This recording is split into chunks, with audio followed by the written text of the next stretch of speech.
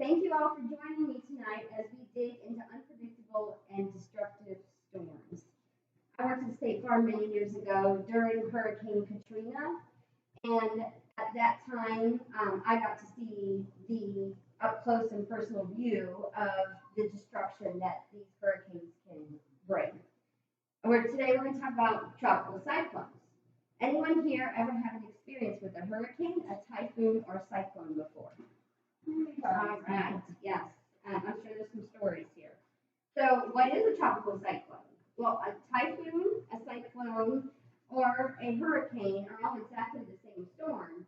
It just depends on where you live as to what you call it. As a whole, they're all tropical cyclones, so that's what we call them. So they form over the warm ocean water in the tropics, and the air gets close to the surface of the water, and it warms, and it's replaced by cool air, and it keeps warming, and it winds up turning into a huge storm cloud. And then they start to rotate. And as you can see on the screen behind me here, that this is what we have, the hurricanes, the cyclones, and the typhoons, and where they're called in the different areas. The NOAA says that because the Earth rotates on its axis, the circulating air moves to the right in the northern hemisphere and to the left in the southern hemisphere. So this is called the Coriolis effect. All of these storms generally are because they take the water, they evaporate water, and that's how they get their energy. They can come farther inland, but they start to weaken. And then all of these storms, they actually don't get their name until they're 75 miles per hour or more. That's how they wind up being called a tropical cyclone.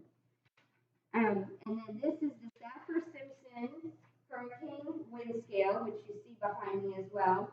An example of this is from the National Weather Service in 2004 when they speak of Hurricane Charlie.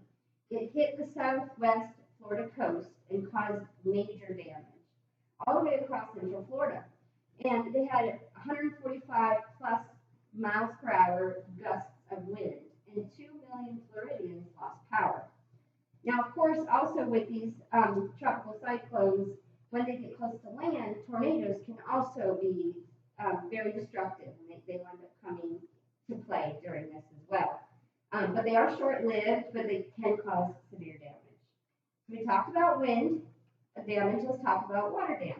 We got the inland flooding, the recurrent, and the storm surges. So the inland flooding is heavy rain. It can wash out roads.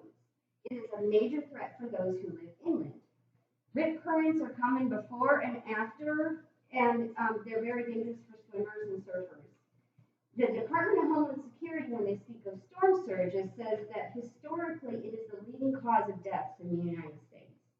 They're fast and they produce extreme flooding. So they storm surge, 1 inch of water in your house can wind up being about $25,000 in damages.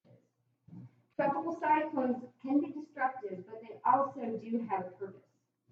And as you can see from my little image here, my little polar bear on the ice, they may be intense and unpredictable, and the massive wind and water damage from them, but they do help regulate our climate.